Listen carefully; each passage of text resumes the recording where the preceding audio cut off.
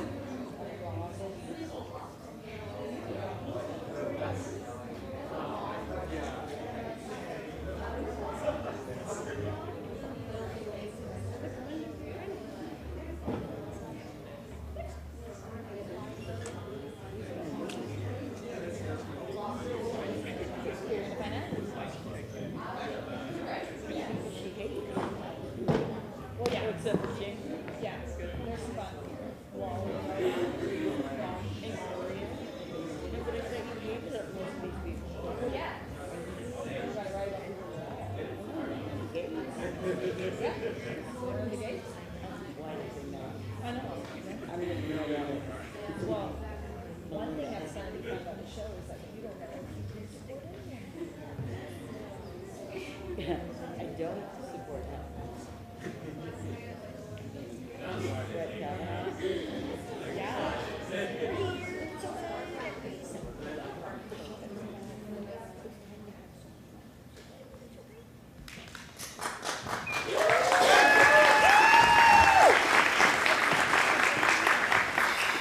Hello everybody, and welcome to the third and final night of the New Works Festival.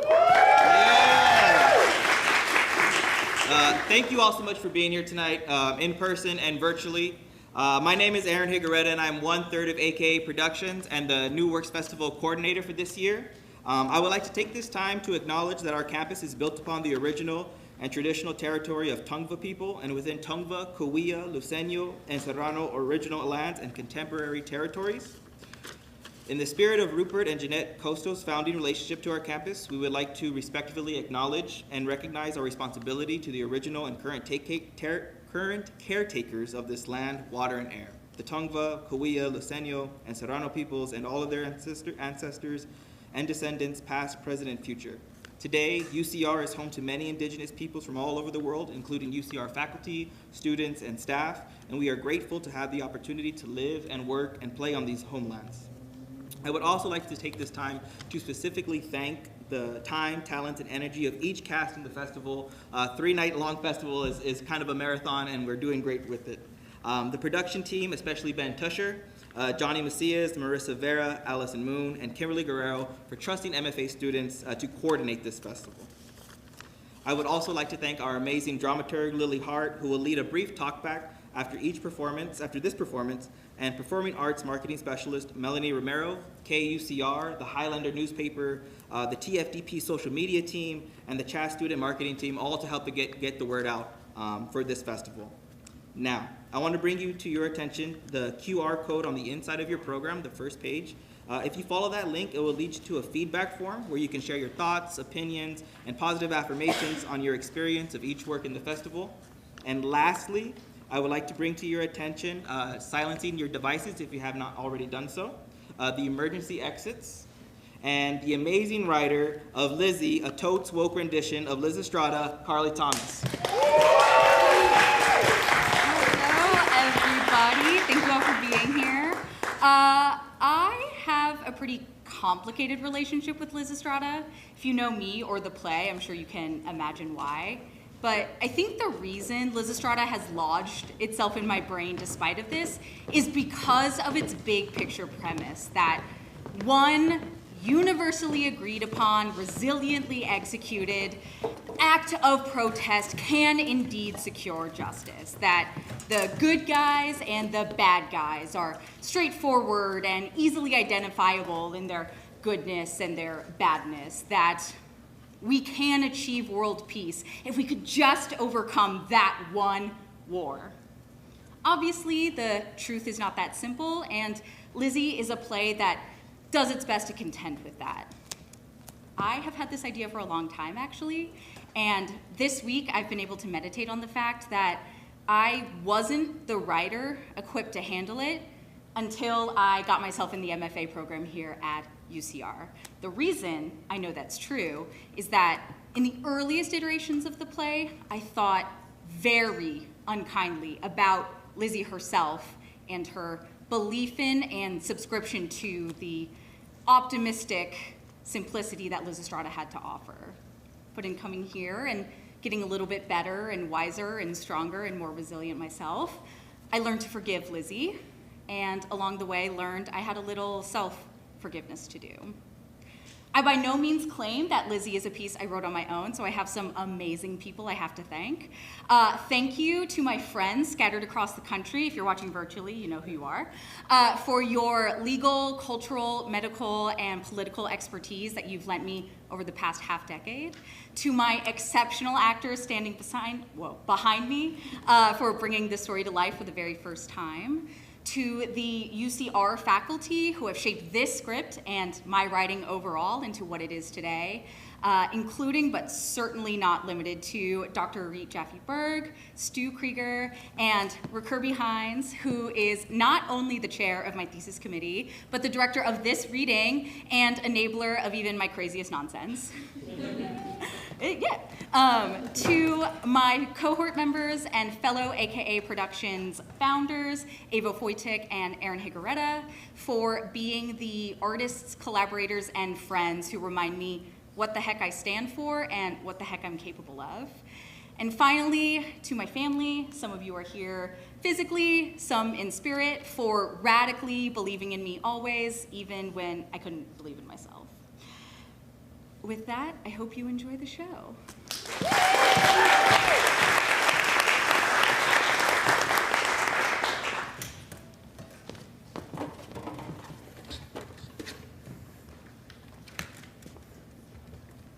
Lizzy, a totes woke rendition of LYSISTRATA by Carly Thomas, adapted from the work of Aristophanes.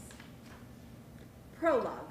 Lights up on Lizzie's studio apartment, generic in its furnishing, as university-provided housing often is, yet chic and militantly well-organized in its vibe. Lizzie sits at her desk, slumped over and glowering at a blank Word document open on her computer. Her phone rests next to her laptop, softly playing Chrissy Schlepecka's I'm So Hot on loop. Lizzie half-heartedly types a sentence or two, then immediately deletes it. She stares at the screen for a while, then tries to type, only for her to delete everything once again. She continues to stare, her gaze blank and uninspired. Eventually, Lizzie stands up and paces in a tight, anxious cadence. Wholly subconsciously, she begins picking at her jawline. After a few more paces do nothing to break her writer's block, Lizzie suddenly seizes her laptop and playfully thrusts it in the direction of the floor. She returns it to its place on her desk, a bit too roughly, and returns to her dual action of pacing and skin picking. With a pang of disgust, Lizzie finally realizes she's picking and flutters her hand away from her face. Stop, you bitch. Lizzie sits down at her desk as if she is about to really get into it. Instead, however, she resigns to grabbing her phone and throwing herself across the nearby twin bed. She rests her phone on her chest and closes her eyes. Lizzie lightly bobs her head from side to side with the music. I'm in the mirror thinking that between my thighs. The song is interrupted by the sound of a news app notification. Annoyed, Lizzie opens her eyes and reads the notification, the content of which changes her annoyed demeanor to one of panic and propels her to a seated position. She swipes and types away as she pulls up TikTok. First time in SCOTUS history that a decision has been leaked. Like this, Mama. Obviously, it probably maybe came from a liberal clerk.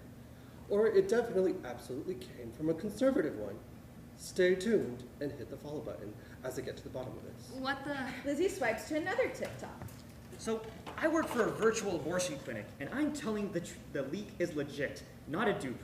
We can mail you abortion pills for now, along with anything from our fabulous merch collection, but this time next month will be a different story. What is happening? Lizzie swipes again. Well, hey everyone. Bad day in America. We've failed.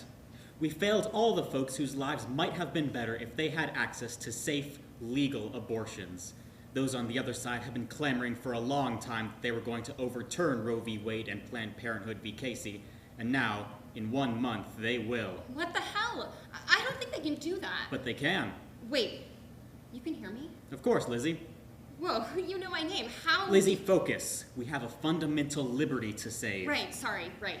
Even in this draft of the opinion, they basically say flat out, we've come for abortion, but we're not done.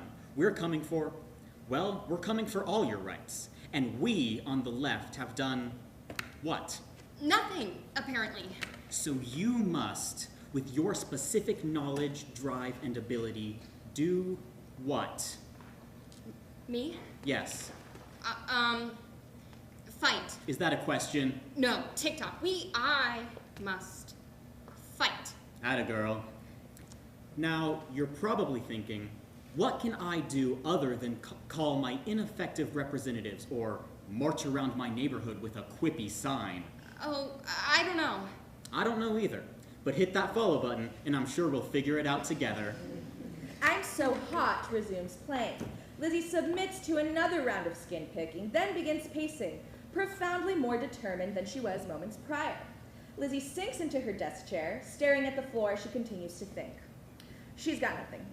The song's volume picks up right at the line, "Why would I bother with touching anybody else? 'Cause I'm so hot I'd fuck myself." At this, Lizzie perks up and gasps. She takes one more moment to mull over her epiphany, then stands and scoops up her phone from the bed in one fell swoop. She begins recording in selfie mode. Hey, America. If you are as distraught about today's news as I am, then I've got a message for you. Especially if you are my sizzlingly sexy, amazing, wonderful boyfriend, Jesse, you're gonna want to hear this. Before continuing, Lizzie shoots a glance at her laptop, then shuts it with defiant force. She returns her gleeful attention to the phone. Blackout. End of prologue. Act 1, Scene 1. Assemble the troops. Lights back up on Lizzie and Caroline in Lizzie's apartment. At Lizzie's feet is a canvas tote bag, stuffed to the brim with something. Lizzie is fastidiously focused on her phone. Caroline merely watches her. Hi, Delaney from Elisa Viejo. Thank you so much for your message. I suppose you could call me brave, but I wouldn't call myself a hero. Lizzie's smile drops as she types furiously. She and Caroline sit in silence for some time. Finally, "So the semester's ramping up." Lizzie digs a notebook out of the tote bag, scribbles something in it, then throws back in the tote bag as she continues to her phone. "I remember that final paper for special topics being a thorn in my side." Finally dawning on her she is in the presence of another person, Lizzie puts her phone away. Totally. I was actually gorgeously grinding away at the final paper when I heard about the Dobbs leak. I'm almost done, but this was way too important to not address now. "Of course. What's your thesis?" Lizzie betrays her exterior of confidence as she, as subtly as she can, picks at her skin. It's a bit too complicated to explain right now. "I'm sure. If you need me to look over what you have, so..." Somebody knocks on the door off stage. It's open. Monique enters, lugging a farcical amount of photography equipment with them. Lizzie immediately stops picking. Hey, Lizzie, sorry I'm late. I couldn't get studio time until 5 o'clock, at which point traffic was already crazy. Whatever, I'm here. Hi, what's up? No, we have to wait for LJ. So, I wasn't late. More knocking. It's open. A boisterously energetic LJ and an antithetically reserved Ileana enter.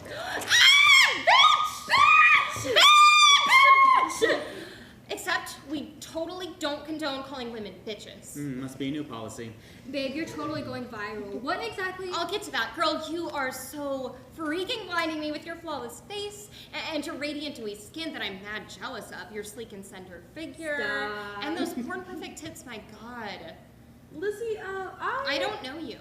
Yes, everyone, this is my cousin Ileana visiting G-Dub on Baby's first campus tour because she's joining us here next year. Maybe. I don't really know if I'm Congratulations." Yeah, thanks.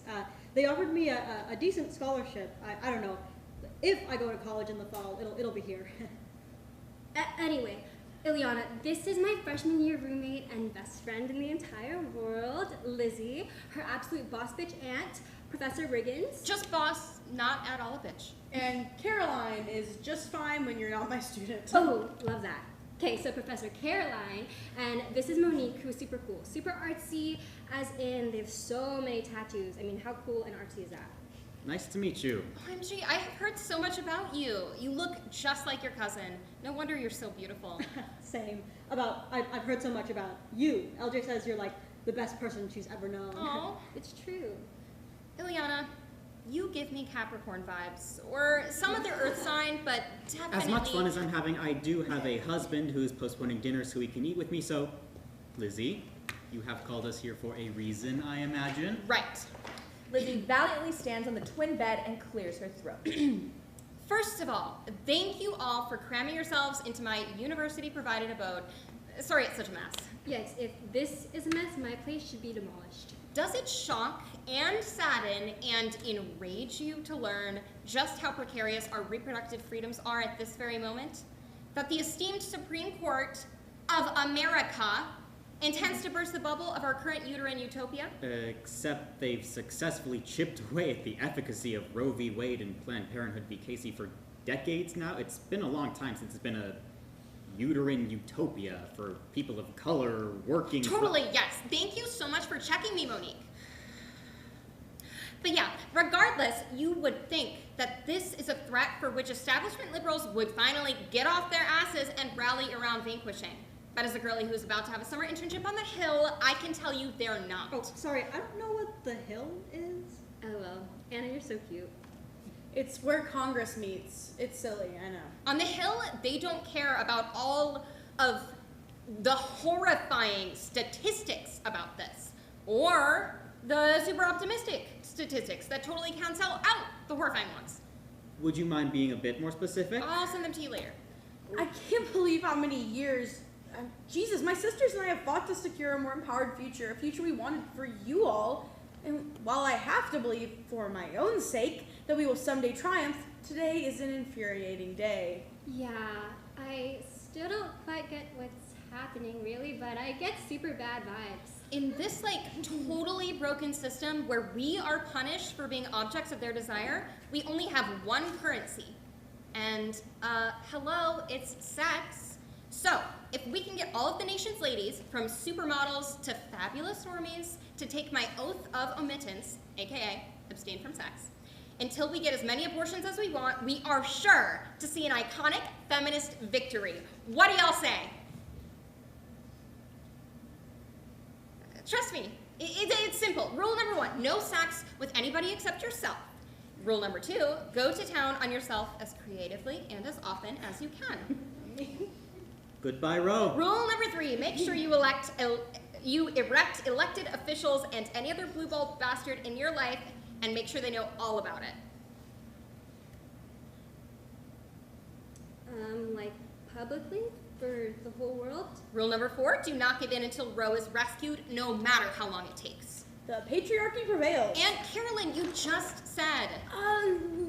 Sweetie, can't I do something less painful for the cause? Burn myself at the stake, for example. Guys, according to the whole frickin' world, our most meaningful contributions to society are as sex dolls and then as baby factories. But when I did my live stream the other night, swearing off my Jesse's juicy, delicious dick for justice, I could tell just from the first 200 comments that I was really making a difference. I really could have done without the description of my brother's dick, please and thank you.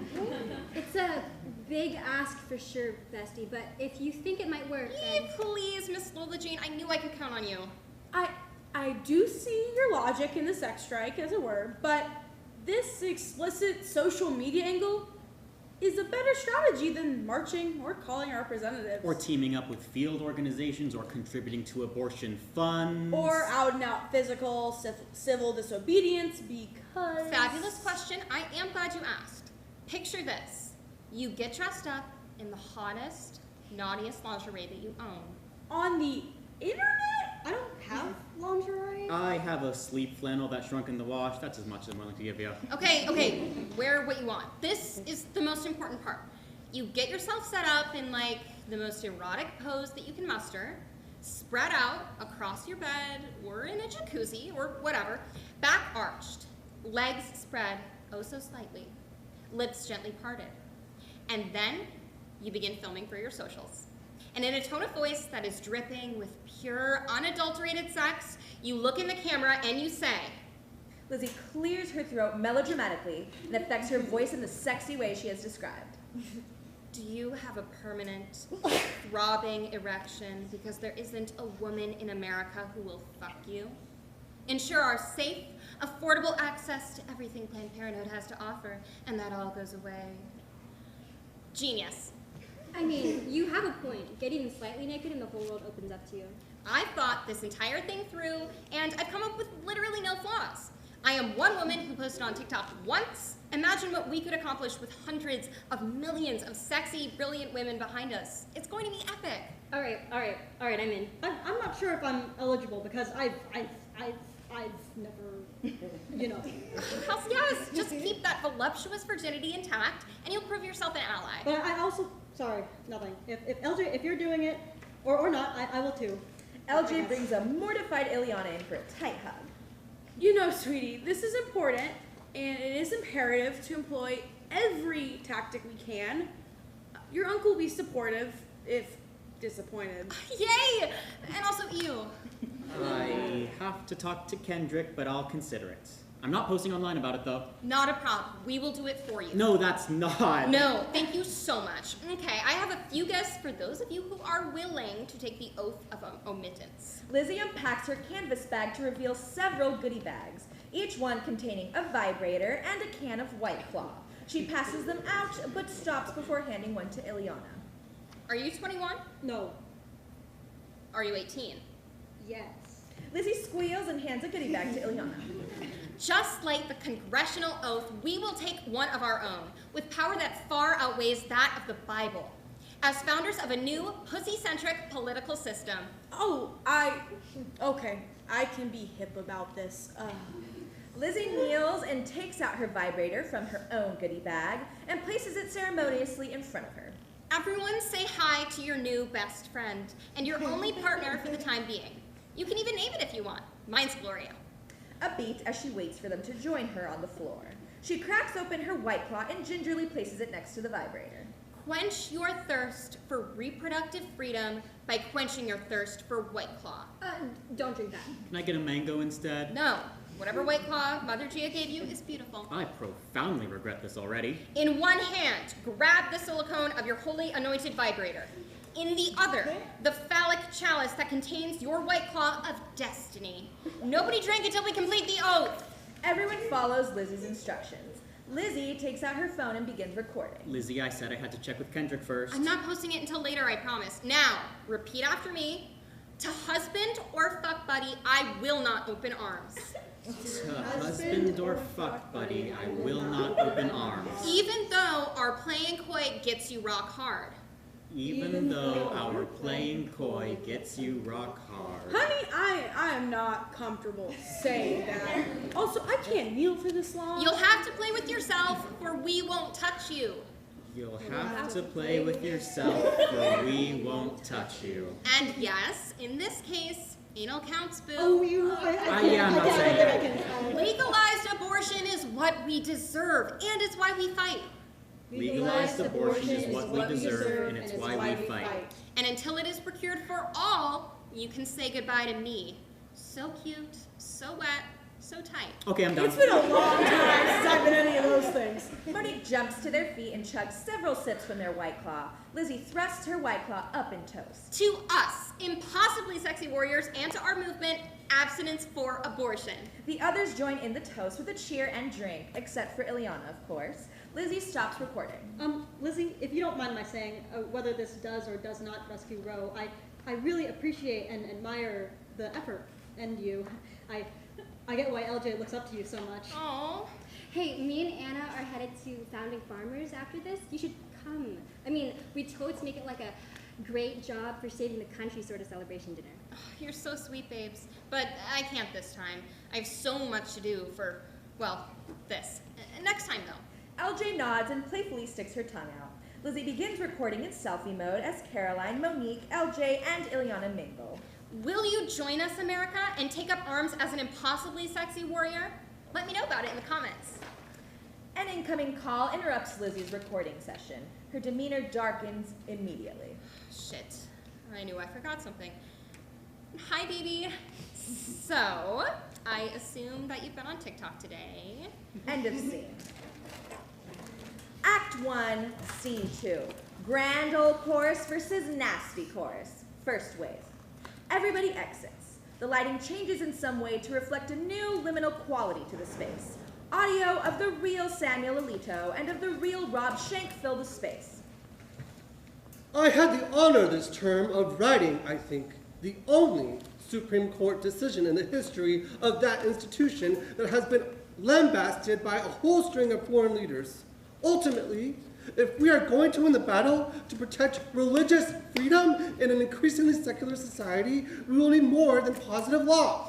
The tragedy of abortion will end when we humanize the child in the womb, not dehumanize the abortionist.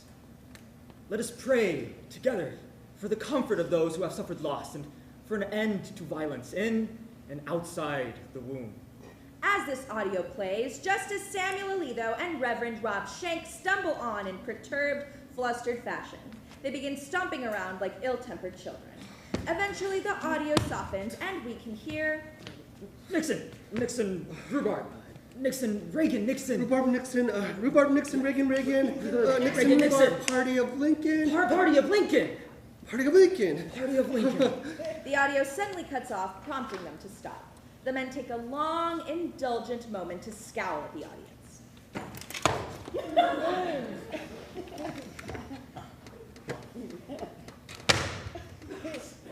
That's what I thought. My. So, you little ladies out there think you can abstain your way out of an abortion-free future. Ooh. We have prayed for the popular acceptance of premarital purity for a mighty long while. That Lord God certainly has a sense of humor. I sincerely believe we would fare better as a nation if we took all these wretched, shrill feminists and burned them all like the witches they are. They've already burned their bras. What's a little flesh? That's a dynamite joke there. You should remember that one for your next term. Thank you, but it might be a little too much for, you know. I know. You know I try. I endeavor to commit my tenure on this planet to a higher purpose. Well, two purposes. Serving my dual masters of God Almighty and the highest court in these here United States. These two entities, of course, being one and the same. Of course, I have labored tirelessly to protect these lost liberal lambs from themselves, from what they believe the law allegedly grants them in terms of their rights. Shepherd these lambs back to safety, my friend. I finally get the chance to write a decision as monumental as Dobbs versus Jackson to liberate us from the wrath of precedent that legalizes baby murder, to reinstitute the founding fathers' intentions in this regard. If the Lord God speaks to me, surely John Adams can speak to you.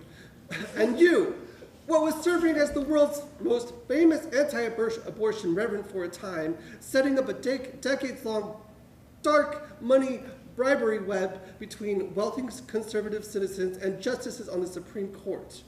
Oh, I will refrain from commentary, my friend. And bribing Norma McCorvey to claim she regretted her time as the promiscuous pro-baby murder face of Roe versus Wade. I kindly invite you to stop using the B word, my friend. We have both done so much for the people, and this is how the people thank us. By prohibiting us from our most precious of privileges that comes with the procurement of a wife, by rejecting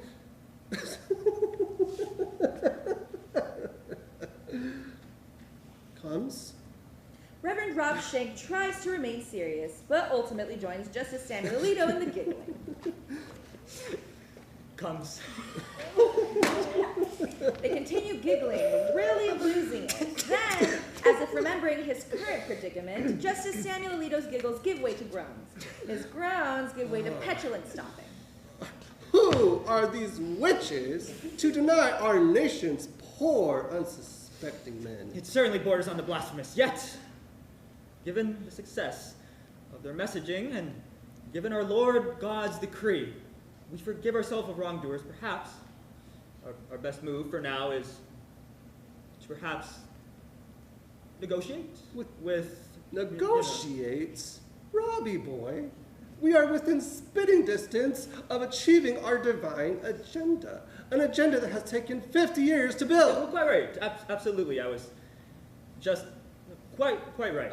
Did you see that Jane Fonda declared she's participating as if that's some big loss? The real problem is that self-righteous brat, that modern-day Mary Magdalene, Lizzie. In all fairness, Mary Magdalene wasn't quite known for refusing. I dare say it is high time we go find this Lizzie and see if we can... Not so fast, you flaccid fascists. RBG and Margaret Sanger leap onto the stage with the energy of super shearers. Their entrance triggers the following audio of the real Margaret Sanger and of the real Ruth Bader Ginsburg. I was what I would call a born humanitarian. I don't like to see people suffer. I don't like to see cruelty. I naturally didn't want to see women take all the suffering of childbearing and of pregnancies. The argument was it's her right to decide either way. Her right to decide whether or not to bear a child. This is something central to a woman's life, to her dignity. As this audio plays, RBG and Margaret Sanger ham it up for the audience. The gloating pandering to the crowd should last just long enough for it to become cringeworthy. Well, well, well, looky here. A couple of witches to burn. Robbie boy, do the joke. Oh, right. They've already burned their bras. What's a little flesh? Justice Samuel Alito laughs at this as heartily as he did the first time he heard it. RBG and Margaret Sanger stare daggers at the men. You will go nowhere near any of the bold, brilliant young women who stand in defiance of your tyranny, not as long as we are here to protect them. Hey, you! Yeah, you! All you glass ceiling shatterers in the house! All you soul females in your law school class. All you suffragettes! All you women quivering, dripping, soaking wet for justice. The nasty chorus is here for you. The nasty chorus? That's the best you could come up with? It shouldn't be too surprising given their menopausal mediocrity, Ruth. Jesus Christ, I wish more people knew you are the biggest asshole currently sitting on the bench. At least I'm still on the bench. Didn't let a pansy-ass bout of cancer get the best of me. Oh yeah, well at least Wait, before we do this rivaling chorus smackdown bit, do we all know each other? Do they know who you are? I thought we made it pretty clear. Yeah, you said the Norma McCorvey thing and the Supreme Court and Roe v. Wade and all that. Motherfuckers. Sammy boy and Robbie boy, we said that. Don't worry, at this point, if they don't get it, it's because they're idiots. Oh my God, never trust a man to deliver a woman's exposition. Suddenly, Margaret Sanger and RBG begin clapping in perfect rhythm, just as Samuel Alito tightly crosses his arms. I don't wanna! Too bad! You know the rules. You should have done this from the jump. With a large sigh, Reverend Rob Schenck joins the clapping, just as Samuel Alito vigorously shakes his head no. Come on, let's just get this over with. Still pouting, just as Samuel Alito finally joins. Once everybody is on the same beat, they begin. Shabuya! Shabuya! Shabuya! Shabuya! Roll call! My name is Ruth. Yeah! Or RBG. Yeah! Heard I'm notorious. Yeah! Don't fuck with me. Yeah! When it comes to the law. Yeah! I'm a feminist icon. Yeah! Go buy my merch. Yeah! Or it's all gone. Roll call! Shabuya! Shabuya! Shabuya! Shabuya! Roll call! My name is Samuel. Yeah! As in Alito. Yeah! I am an Aries. Yeah! Which means absolutely nothing to me, because I don't believe in that confounded witchcraft. Freedom of religion is already a diminishing. Roll call! Shabuya! Shabuya! Shabuya! Roll call! I'm Margaret Sanger. Yeah. What's up? What's good? Yeah. Y'all love me, cuz? Yeah. Planned Parenthood. Roll call! Shabuya! Shabuya! Shabuya! Roll call! I'm Reverend Rob. Yeah. And I'm a reverend. Yeah. A member of Operation Yeah. Rescue, and I've rescued. Roll call! Stop. Reverend Rob Schenck. Yes. Margaret Sanger gasps. RBG does nothing to hide her wide grin. I've heard a whole lot about you. What are you still doing here? Margaret, please. What? Why does this activate you harpy so? Are you jealous my best friend is the most famous anti-abortion reverend in the world? Oh my God, this is so delicious. Your efforts are squandered here and have been for a long time. I know, I just need I'm so close. Babe, the jig is up. What is going on? Don't you know? Not yet, I'm. The Reverend is on our side now. No! Yeah. When? You know, you must have. I thought we were building this conservative Christian nation state together. Were at first, but through prayerful reflection. And I've come to regret my preaching and my politics of the past. So now you're... Margaret Singer snaps her fingers, triggering audio of the real Rob Schenk. I used to think that Roe v. Wade could never be overturned. I think Roe v. Wade could be overturned now, and I think that the result of that would be chaos and pain. And to impose that kind of crisis on a woman is unthinkable.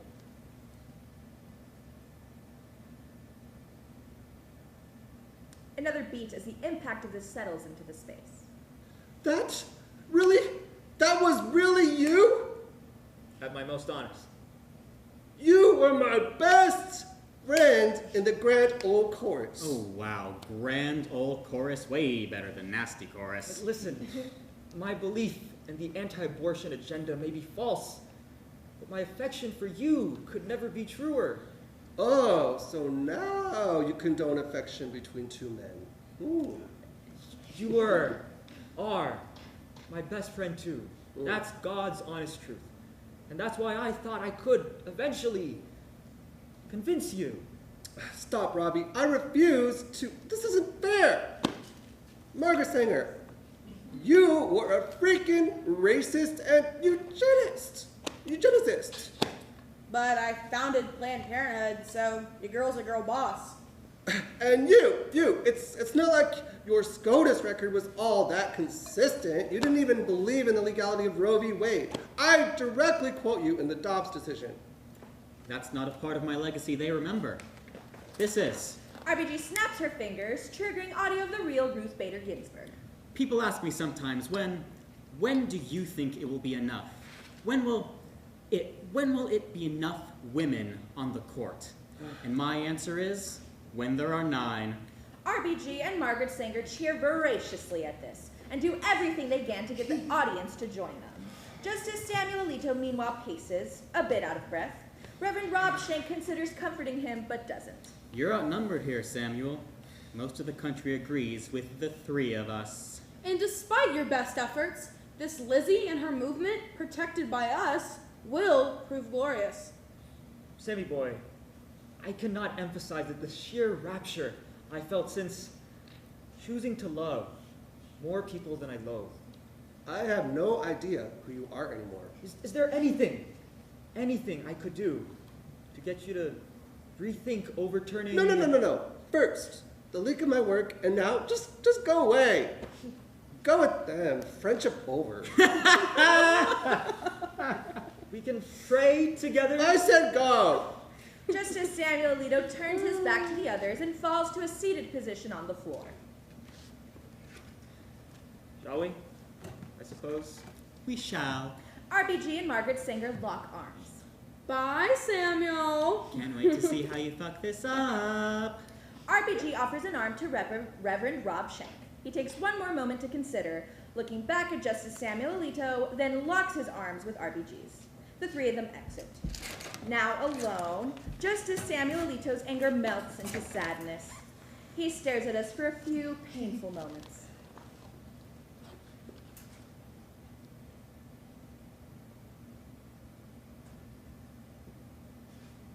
Ever since I was a kid, I was so insecure about... Blackout. End of Act 1.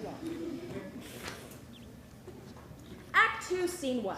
Revolution is #trending. Bright, hot pink lights up on Lizzie, LJ, Ileana, RBG, and Margaret Sanger in some formation worthy of a pop music video. They are all dressed in what they personally deem as provocative. The over-amplified sound of an iPhone beginning a recording fills the air. They are all looking expectantly at one another, though nobody moves where it feels like a painfully long time. Finally, LJ gently nudges Ileana with her elbow. Oh, damn, shoot, sorry. This post is sponsored by Dane, whose innovative approach to sex toys is changing the way pleasure is understood and shit. Okay, we'll reshoot that later. Hi, America and the world. Lizzie and friends here. We have been so hot and bothered by your wide-sweeping participation in abstinence for abortion. Yep, keep up the thirst traps, ladies. It's for a good cause. In our first 2 weeks alone, we've officially had 3 million American women, including Jane Fonda, Amy Schumer, and Taylor frickin' Swift, publicly vow to keep their powerful pussies to themselves. Good job, Swifties. And we've had 10 million worldwide. It's like so rad that so many of you all over the place care this much about abortion in the United States. Oh, actually, Lizzie, a lot of folks are fighting for their own country's suppressive. From all the content that I've seen, you all look so sexy and so activist-y. Our founding mothers, the likes of Ruth Bader Ginsburg and Margaret Sanger, would be so proud. Fuck yeah, soak their throbbing erections with your wet, hot political agenda. And don't forget, donate to your local Planned Parenthood. To my luscious, horny for liberty ladies who have followed me into a virtuous, virginal state, keep it up. The momentum of our movement feels as good as Gloria's gentle vibration against my clit. But SCOTUS could for reals overturn Roe any day now, so we have to keep fighting. And to the pathetic, horny for misogyny creeps who oppose our mission and who have threatened harm against my sexy warriors, well, we dedicate this dance number to you.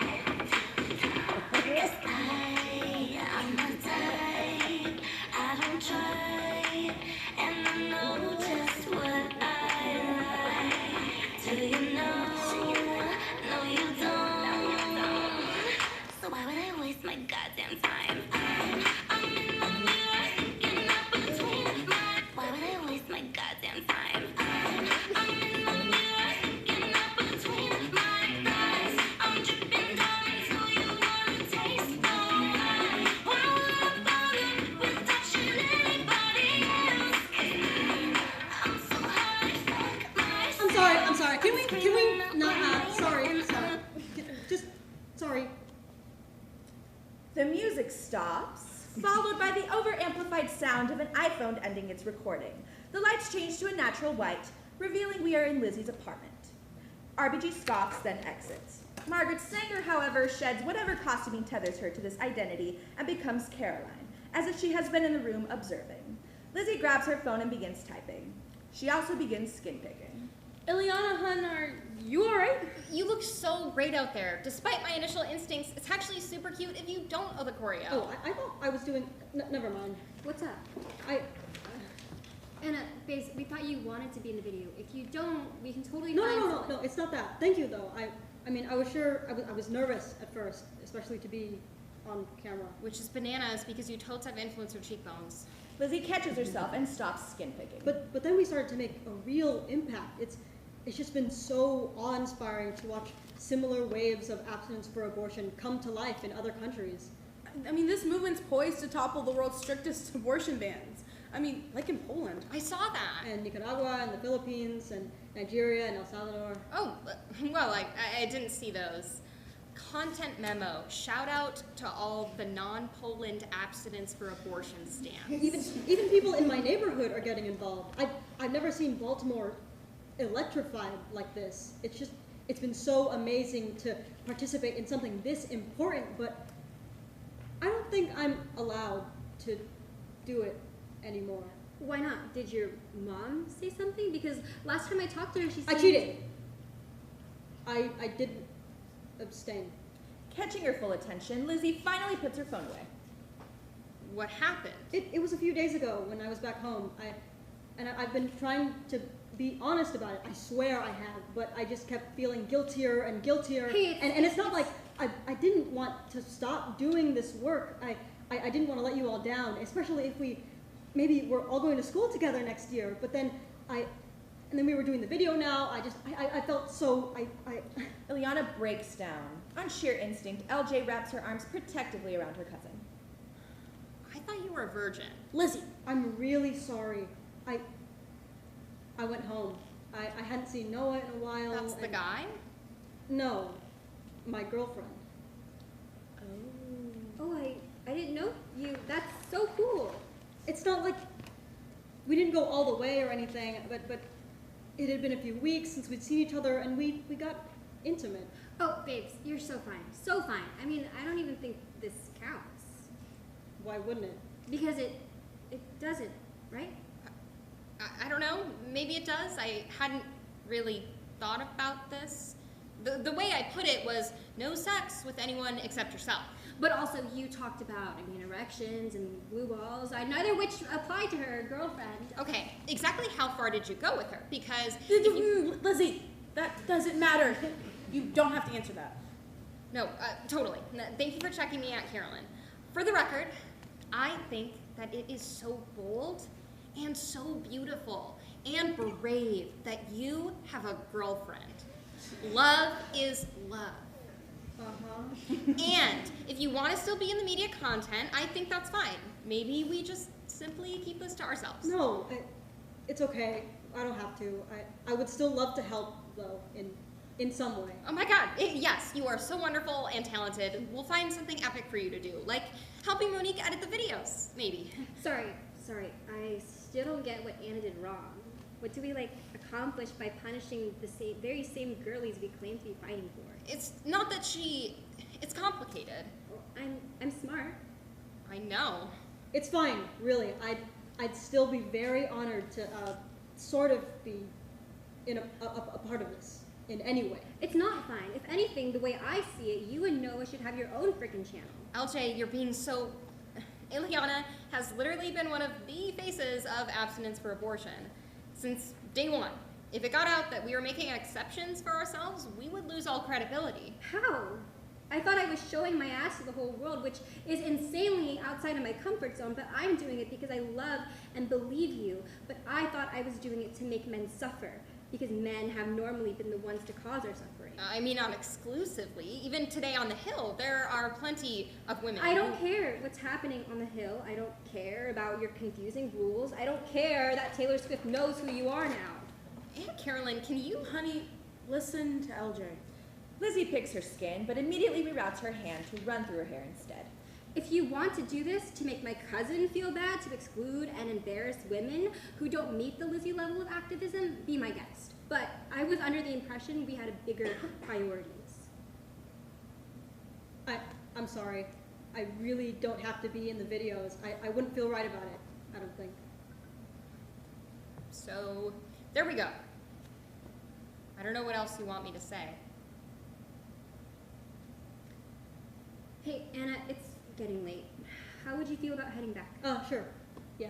But we haven't finished filming the 2-week update stuff.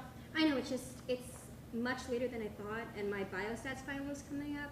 I have to study at some point. I mean, same. I have my special topics paper. It's practically finished, but I haven't been able to go to the class in forever. You haven't? No. Well, we were going to make dinner at my place before I put her on the train. You should come. That sounds fun, but I can't. We haven't finished. You girls go ahead, and please text Lizzie when you get home. Okay, and will do. Love you, Lizzie. Love you too. LJ and Ileana exit. Lizzie sinks into a seat in her desk chair. You haven't been going to class? I can barely go outside without causing, a media frenzy. Plus, yeah. I'm sure if I emailed Dean Duck, she'd hide me. It's okay. I've been taking the notes. You know, we have to eat too, my love. In fact, let me text your uncle right now, informing him you'll be joining us. Caroline takes out her phone and does so. But we haven't finished filming the 2-week update stuff. Yes, I've heard that somewhere. 1 second. Caroline continues to text silently with some difficulty. Lizzie merely watches her. Finally, Caroline repockets the phone. Right. What was the nature of that 2-week update again? That we have hit 3 million women 3 million? in the US and then 10 million worldwide. 10 million? Yeah, that's impressive, but it's not like we can take our sweet, sultry time here. The Dobbs decision will drop sometime, anytime in June. I understand the urgency of this, believe me. So you also understand that we have to keep serving them cunt every day. Really? What? We do. But you could say it in another way. Oh, no. It's like feminist now to use cunt. It's totally empowering. Oh, is it now? Because it certainly didn't feel empowering to be called that every day I canvass for the RA.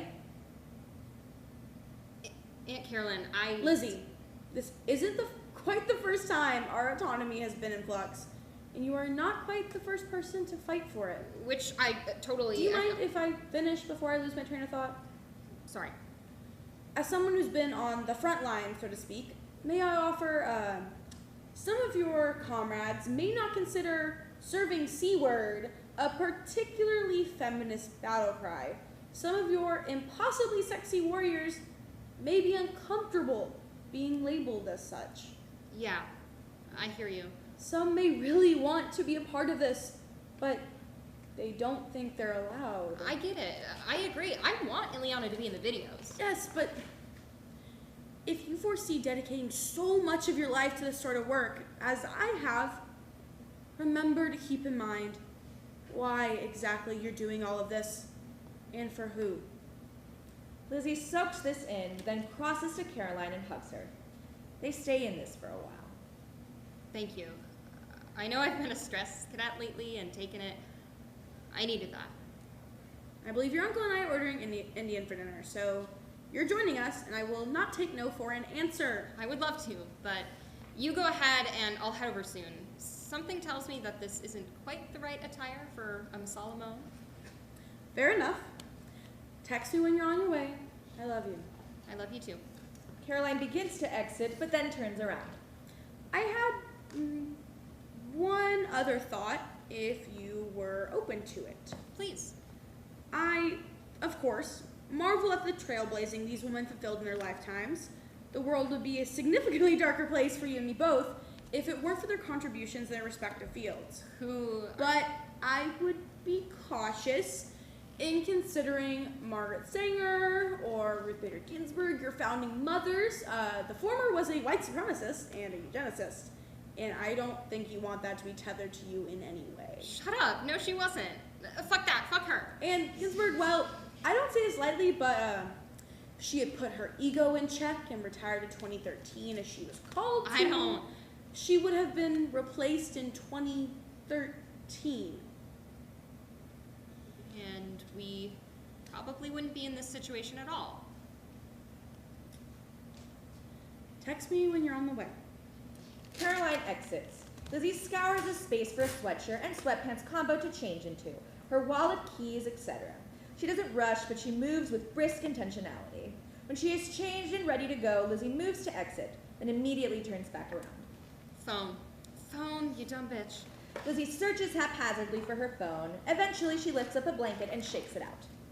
Lizzie is about to pocket the phone when something on the screen catches her attention. She takes a seat and pulls up TikTok. Hi, Lizzie. I don't know if you'll ever see this, but I'm Miriam, coming to you from Dakar. That's... Senegal. Senegal. Hi. Yes, Senegal. I just want to thank you for your work. The abortion law here is one of the most restrictive in Africa. I mean, we deserve to receive this basic level of health care without fear of dying or imprisonment. You said it, girl. I so wish my husband would let me participate in the abstinence. He makes the decent point that nothing's going to change around here anyway, so why should he suffer? Oh, Anyway, keep it up, Lizzie. You are nothing short of a hero in my eyes. Lizzie begins skin picking. She pauses as she acknowledges she's doing it, but continues regardless. Lizzie swipes to another TikTok. Who the fucking fuck do you think you are, you cheap, ugly cunt? Holy shit. You think an ungrateful feminist whore like you gets to tell their men when we get fucked? That's not going to fucking fly for true alpha American males. I haven't as much as face fucked a bitch in the last 3 months. We've only been abstinence for 2 weeks. It's still your fault. I'm gonna find your fucking address and... Lizzie stops the video. Her breathing is rapid and shallow, and her skin picking becomes even more intense. This lasts as long as it needs to, which will probably be longer than we're comfortable with. Finally, Lizzie takes a steadying breath and folds her hands in her lap. With new determination, she swipes to another TikTok. Well, hey everyone. Unless you've been living under a rock, you've probably already heard of Lizzie, the social justice superstar on everybody's lips in the wake of the Dobbs leak. I wouldn't say superstar. I would. All right, works for me. Abstinence for abortion has left the nation with the most swollen, the most painful cases of blue balls in modern history. Its only cure, the preservation of Roe v. Wade. And apparently, at least one set of very important balls might be going blue. In more ways than one. Wait, I don't get it. I know it was a bit of a stretch. Anyway, John Roberts, Chief Justice of the Supreme Court of America, released the following statement.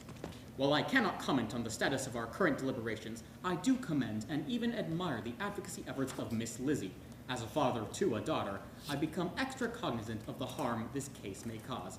And as a husband to a wife, I've become extra horny. Oh my God. To Lizzie and all those who follow her, stay fierce, stay unfucked, and don't you dare give up, because it looks like your plan just might be working. Oh my God. For more updates on Lizzie and abstinence for abortion, hit that follow button. Lizzie grins widely. She hastily throws her keys and wallet on the desk and removes her sweatshirt. Lizzie begins recording in selfie mode, prompting the over-amplified sound of an iPhone beginning to record. The lights return to the hot pink hue they were at the top of the scene. Hi, America and the world. I have huge cunty news for all of you, especially for my impossibly sexy warriors. But first, this post is sponsored by Dame, whose innovative approach to sex toys is changing the way pleasure is understood and experienced. End of scene. Act 2, Scene 2. Grand Old Chorus versus Nasty Chorus. Second wave. Lizzie exits. The lighting changes back to what it was when we were last with the choruses. Roll call, Steinem. This triggers the following audio of the real Gloria Steinem. You know, this is not a new issue, and the very definition of patriarchy is trying to control women and birth giving. If men could get pregnant, abortion would be a sacrament. Roll call, Carlson. This triggers the following audio of the real Tucker Carlson. Turns out Gloria Steinem was always pretty dumb, but back when she was 35, nobody noticed. Hitler, like Gloria Steinem, supported abortion. Roll call, Fonda. This triggers the following audio of the real Jane Fonda. People seem to think if you're a girl, you have to behave in a way that isn't militant or political, especially if you're an actress, you know. How dare an actress think or be political? Roll call, Kavanaugh. This triggers the following audio of the real Brett Kavanaugh. Yes, we drank beer. My friends and I, the boys and girls, we drank beer. I like beer. I still like beer. And I sometimes probably had too many beers, and sometimes other people had too many beers. We drank beer. We liked beer. Gloria Steinem and Jane Fonda enter from one side, and Justice Brett Kavanaugh, holding a can of Keystone Light, and Tucker Carlson do so from the other. Each pair improvises smack talk, try to psych each other out like a bunch of athletes pre-game. Justice Brett Kavanaugh is hardcore stumbling and slurring. Once everyone is properly settled, they begin the pre-roll call clapping sequence. Justice Brett Kavanaugh struggles significantly. I can't do it. I can't do it. I can't. Hey, buddy, come on. You got this. Tucker Carlson helps Justice Brett Kavanaugh find the beat. He still doesn't quite get there, but it's good enough to get started. Shabuya! Shabuya! Shabuya! Roll call. Jane Fonda here. Yeah. But this you knew. Yeah. From Grace and Frankie, 9 to 5 to name a few. Yeah. Lizzie's our girl. Yeah. Doing well, she's shown. Yeah. Movement's growing, your boner's showing, so leave our uteri alone. Roll call. Shabuya! Shabuya! Shabuya! Roll call. My name is Brett. Yeah. Let's get this set. Yeah. I'm a good boy. Ask anyone I've met. Yeah. Shit, do I still... With the Republicans? Yeah. I'm kind of a big deal. Yeah. Because I'm smart, I'm cool, I'm hot, I'm gonna be sick. Justice Brett Kavanaugh stops clapping and begins dry heaving. Roll call! Shabuya! Shabuya! Shabuya! Roll call. My name is Gloria. Yeah. I'm not all red. Yeah. In the fight for abortion rights, I've often led. Yeah. I'm proud of Liz. Yeah. It reminds me of me. Or me. Yeah. Though I'm not sure about the stuff she's been doing with the sexy videos. I've done some compelling writing about the link between pornography and... Roll call. Shabuya! Shabuya! Shabuya!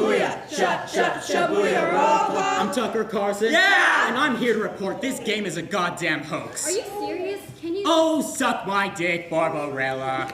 Why? Because your wife won't?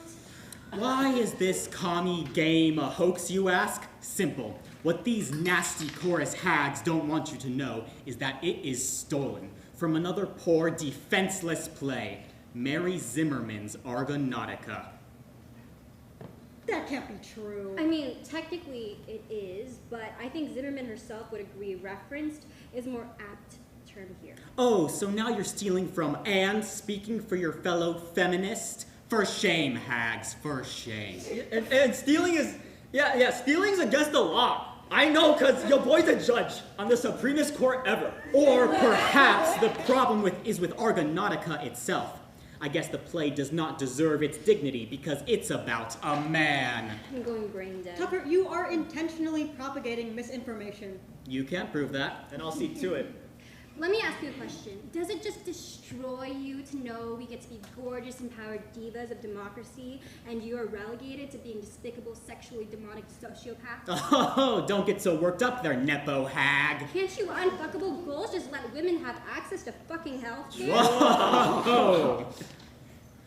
A beat as Jane Fonda comes down a bit. Tucker Carlson snickers. That's pretty transphobic of you, Fonda, to use your language. What do you... Your side now claims it's not just women who can get pregnant, don't they? Jane Fonda and Gloria Steinem share a look. That can't be true. I mean, technically it is. Technically! So now the trans experience of your trans supporters is now reduced to a technicality. And y'all got so mad at me when I dissented on that Bostock case. This is a crock of... You know, we're winning, and that... We're on the side of justice. So you purposely flattened the conversation to be about some culture wars bullshit. Do you think all of your supporters would call gender inclusivity culture wars bullshit? I mean, I would, as evidenced by my venture into documentary filmmaking, but they wouldn't.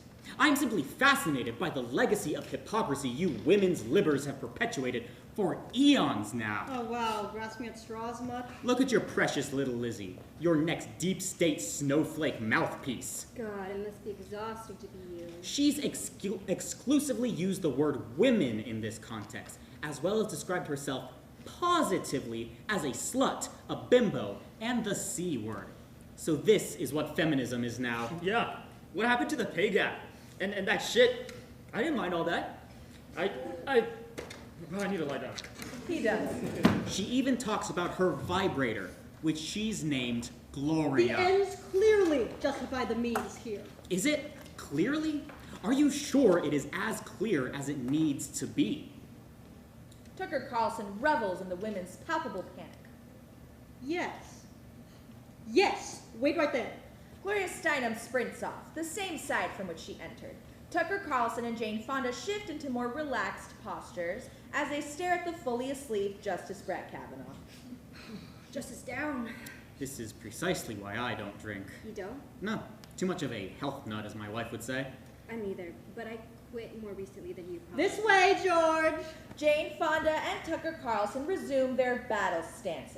Gloria Steinem sprints back on with Dr. George Tiller following closely behind. When they reach center, Gloria Steinem uses game show hands to show Dr. George Tiller off. This triggers the following audio of the real George Tiller, which in turn wakes up Justice Brett Kavanaugh. I am a woman-educated physician. Abortion is about women's hopes, dreams, potential, the rest of their lives. Abortion is a matter of survival for women. Ta-da! You found some guy. No! This, my friends, is Dr. Tiller. Hello.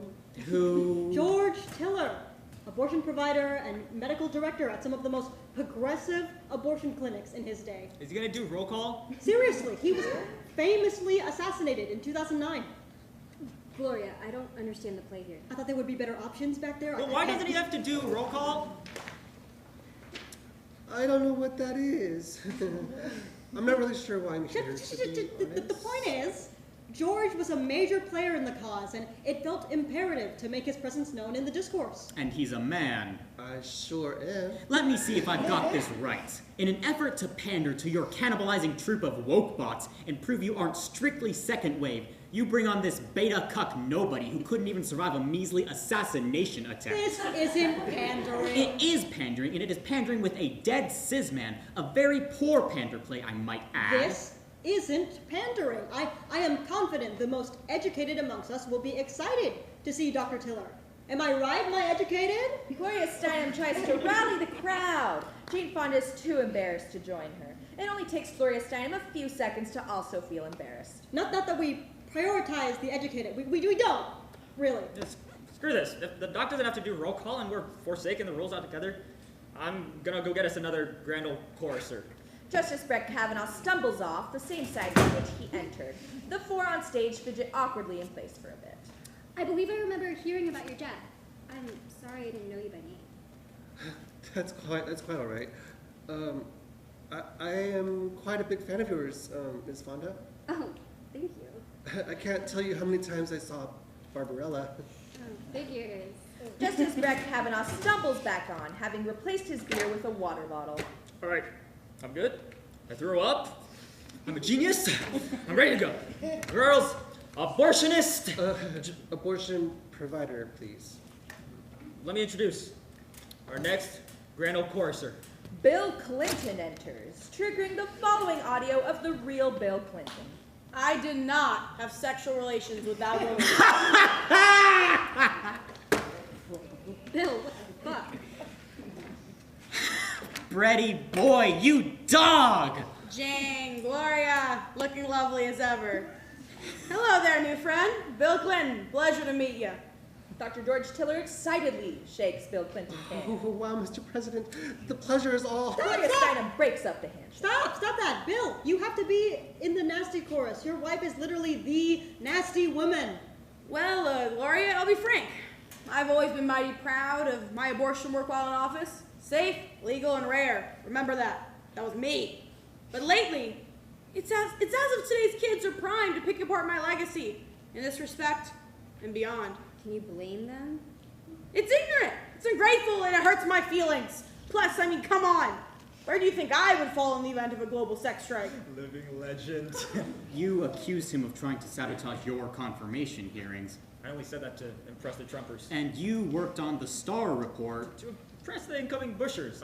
But I don't have a problem with them personally. This isn't fair. Our tactic with Dr. Tiller might have been underwhelming, but No offense. I get it. But at least it was done in good faith, which confines the frickin' rules. Underwhelming, but in good faith. The most accurate slogan for the Democratic Party I've heard in a while. It's true. We've gotten so much done since we stopped giving a fuck about the rules. Is this your ideology now? Are they wrong, though? Ladies, I may be a lot of things, but something I am not is dense. I see the writing on the wall. Gloria Steinem storms off stage. You don't know what you're talking about. Perhaps it might be worth it to convince Lizzie Shut your poor mouth, to reconsider her activism here. Shut up. We're winning. We have to be. If we don't, I can't go back to what it was. Not again. Suddenly, a water balloon flies from off stage and squarely hits Bill Clinton in the chest. Gloria Steinem runs back on, yelling at the top of her lungs and with a huge container of water balloons in tow. She throws other balloons at Tucker Carlson and Justice Brett Kavanaugh, the latter of whom sheepishly attempts to fight back with his own water. Jane Fonda immediately joins in, while Dr. George Tiller meekly looks on. The now soaked grand old chorus fights their way to the container and fire water balloons back at the nasty chorus, getting quite a few good shots in. I bet this is the wettest you've seen a woman in years. How you treacherous walking nutsacks. Tucker Carlson nails Dr. George Tiller with his balloon ammo. Dr. George Tiller shrieks and carefully runs off stage. Something snaps in the nasty chorus. They scoop up as many balloons as they can and begin furiously pelting the grand old chorus. The men fall, one by one, to the floor and cower in terror. Bill Clinton army crawls his way off stage. The nasty chorus runs out of balloons. They tower over the grand old chorus, panting as the dust of this moment settles. Eventually, the nasty chorus sinks to the floor. The four sit in a half circle and stare at each other. A long, enduring silence. Finally, It's not personal, it's just... Yeah. Do you really believe everything you say? There are days when even the craziest, darkest corners of my rhetoric make sense to me. But other days, most days... I know I don't. I just I wouldn't be here in this way if I didn't fall in line. Do you understand everything you say? I try to. Certainly. Which, it's just lately felt impossible. Which, to be fair, it most likely wouldn't feel that way if we didn't. If we had been paying more attention, not assuming certain, I don't know, truths or safeties. Ever since I was a kid, I was so insecure about being decent enough, I guess. My mom abandoned me when I was 6. I've been kicked out of school and fired from pretty much every job I've ever had. I'm not even sure I like journalism. I took it up after my dad told me it's an industry that will take anybody. Now I'm above decency. I'm the best in the fucking game. And it was then, and only then, I became worthy of adoration, of care. I'm not sure if it has ever occurred to me, though, to consider what exactly I was becoming the best at. You're still responsible, though, for whatever happens, for everything you've done. As are you, for everything you haven't. Let's hope LIZZY has been paying attention to learning from all of us. Blackout. End of Act 2.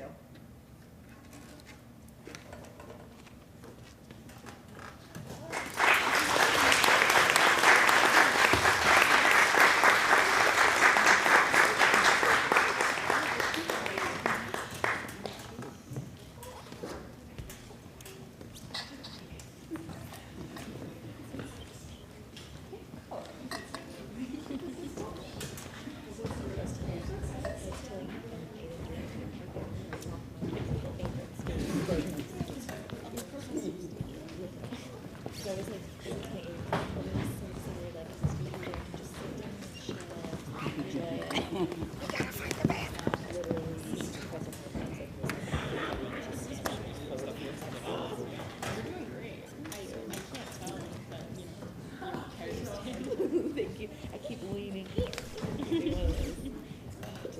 Just gonna do one of these.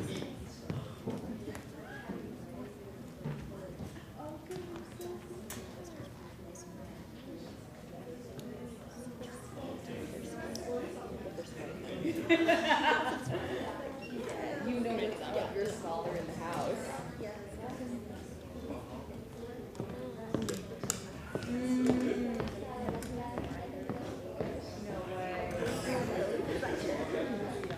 Hey, listen, we're glad to have you collectively in our advisory. You're an English major fighter in Hartford.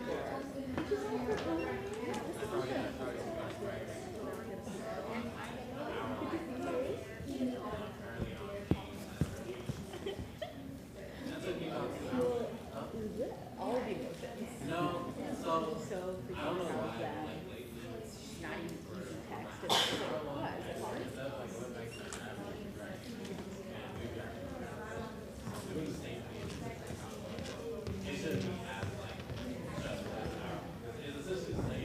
It's been helpful sitting next to you guys too. In terms of like, this is where they laugh. Interesting. And then okay, this is where Lainey laughs. Interesting. It probably would be faster. Did you feel the Rickerby touch on the super same time? It's like so. It's so. I mean, that's an over-exaggeration, but he was so. He's like, oh, you like, push your hand first.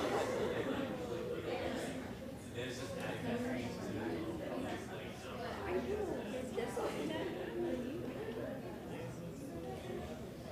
There's definitely that. Esther's come every single day. Why are you saying that? I mean, this time last year, Esther was in this seat. It was her script that was on that.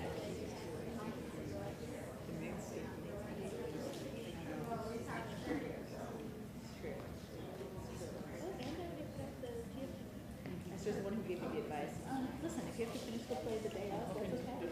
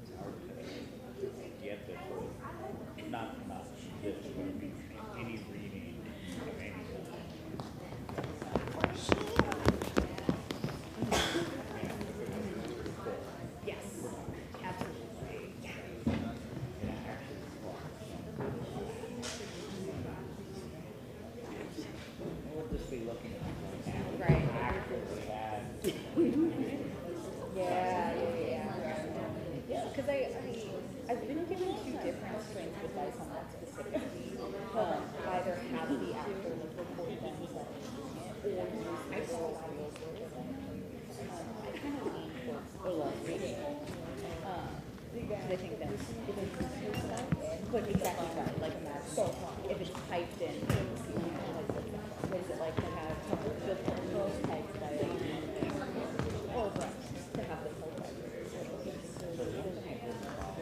Oh, no, because of yeah.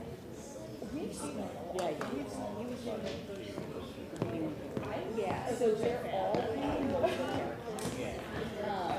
so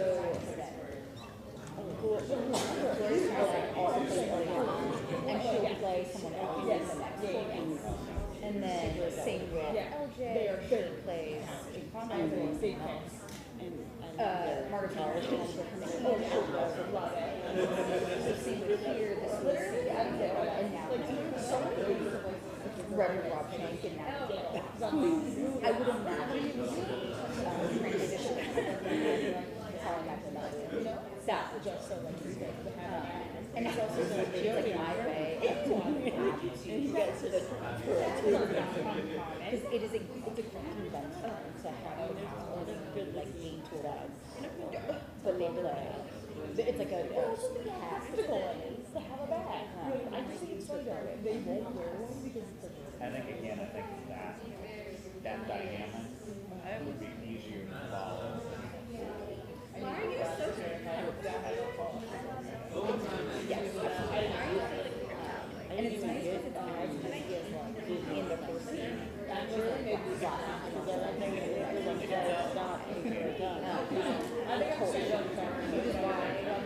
You know, these days when I haven't watched yet, and not even like full class. If it's something that requires this, I just want to go away to probably definitely. But if it's like, no, I was just like, because historical grandma now will find it was going to change. And so if it does, then you need lots of new glasses. But if it doesn't, they usually provide you with, you know, yes.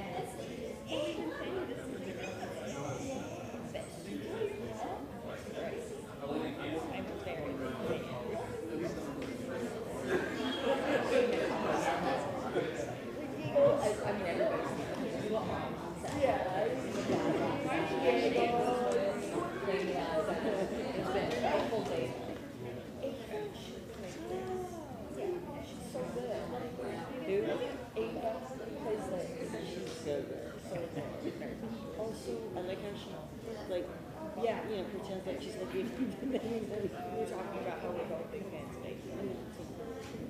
Yes.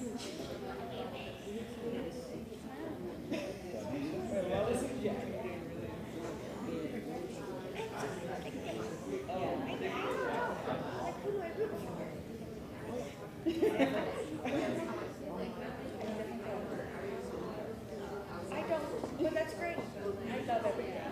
Just in the season.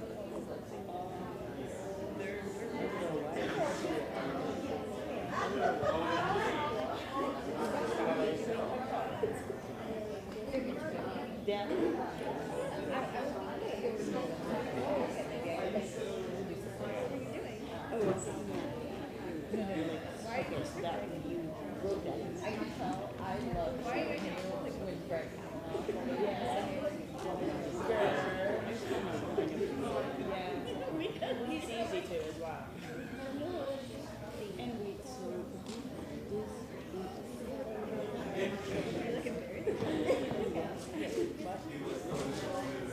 LYSISTRATA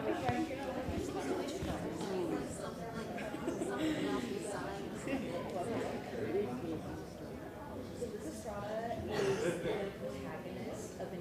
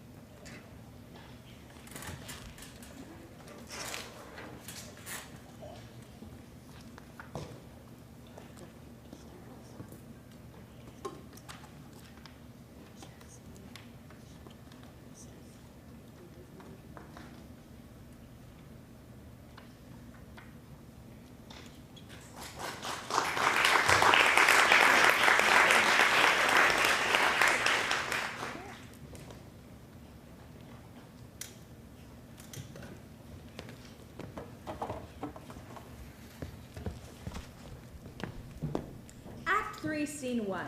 Revolution is hashtag canceled. Lights up. Some variation of the hot pink we've seen before.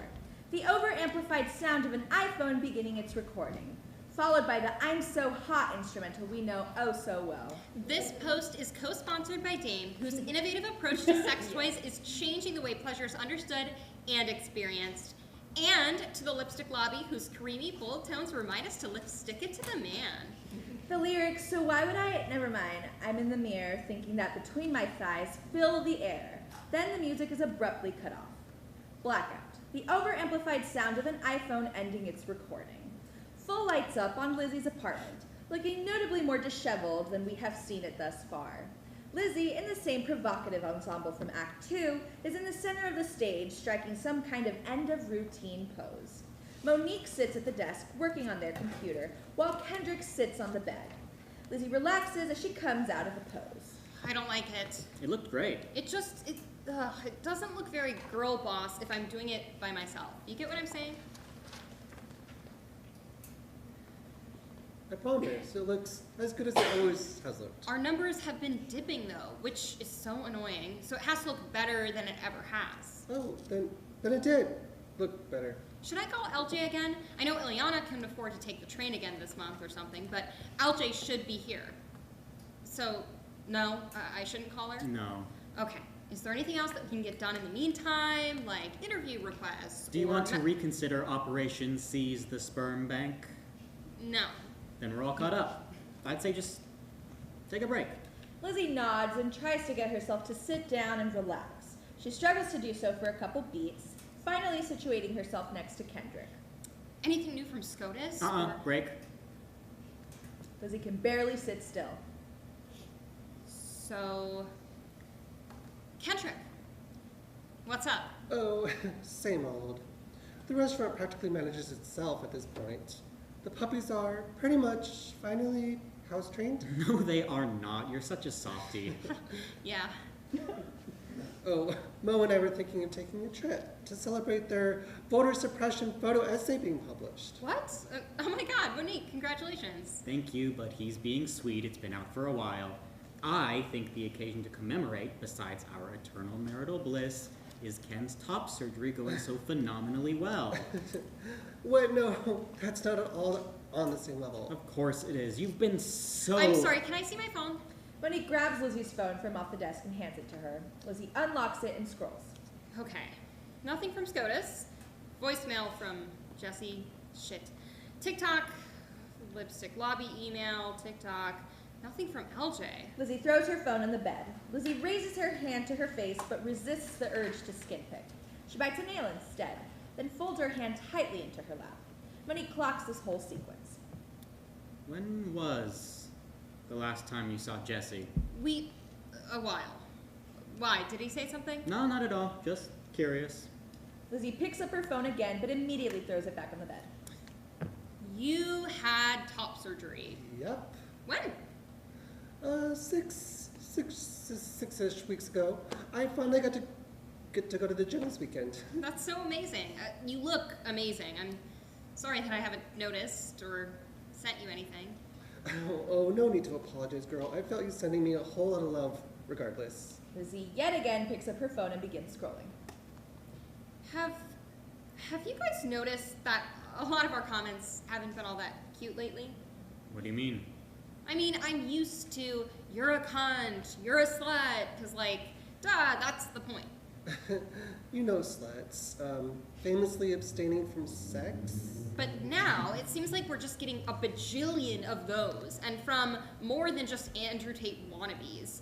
And we're also getting, you're problematic, you're transphobic, you're capitalist scum. Even Chrissy Schlepeka messaged me. While I'm honored that you've chosen my song as the anthem for this cause, please consider using a more intersectional approach in your messaging. Like, what the fuck? I don't understand the transphobic one. Of course, it's like, thank you for checking me, TikTok, but I don't get why. I would say transphobic is a bit harsh. Okay, so what would be more accurate? Lizzie stares expectantly at Monique. She brings her hand to her face again, and again a She course corrects the action by biting her nails. Monique notices this as well. Please. I want to know. Look, of the content I've reviewed and edited, it's not as if you've said or done anything explicitly harmful. There just appears to be an emphasis on how the overturn of Roe v. Wade would affect women. Uh-huh. But that and the overturn of Planned Parenthood v. Casey wouldn't just affect women. For example, if Ken were to get pregnant, we sure as shit would be fucked if we couldn't get an abortion. Right, because Ken can get pregnant. Not in my current iteration of marital bliss, thankfully.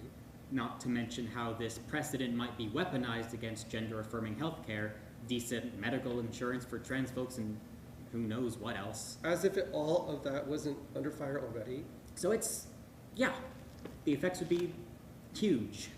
Wow. And I didn't think about any of this. Lizzie finally gives in.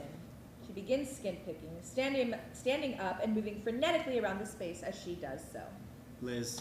I can't believe that LJ isn't here. We need to, unless Ken, maybe we could do a video together. You don't have to do I'm So Hot unless you want to. I'm okay. You're okay, Lizzie. Oh my god, I'm so dumb. I'm such a dumb bitch. Only a dumb bitch would be dumb enough to Lizzie. Lizzie stops moving, yet continues to pick. First of all, hands. Hesitant at first, Lizzie slowly brings her hands down to her side. Thank you. Monique closes and packs up their laptop. I would say we don't need to film anymore today. What? No, now that I know I'm doing something wrong, I have to research. I have to reach out to other content creators. I have to cover all of my There's tracks. time for that later. You should come over. Play with the puppies. I'll call Jessie. No, Monique, I have to. The decision is set to drop any day now, and we won't get our iconic feminist victory if I don't get this perfectly, 100%, meticulously perfect, and right. If I'm not the best in the game... You won't be. I love you, but you won't be. But... Lizzie, you're running on fumes. You've put everything you possibly can into this, which is not everything, but regardless, you have to take a break. Lizzie's adrenaline crashes. She finally finds complete stillness. Plus, the puppies would love to meet their Aunt Lizzie. Sometimes I worry that you don't like me very much. I love you too. Aww. So you'll come over? Yes, Great. If we go ahead of you, clean up our place a bit, is that okay? absolutely. Okay. We will take maximum 20 minutes. I'll text you when we're done. Please just, watch The Real Housewives or something in the meantime. Oh, girl, you're so behind in New Jersey. You must. All right, we'll do.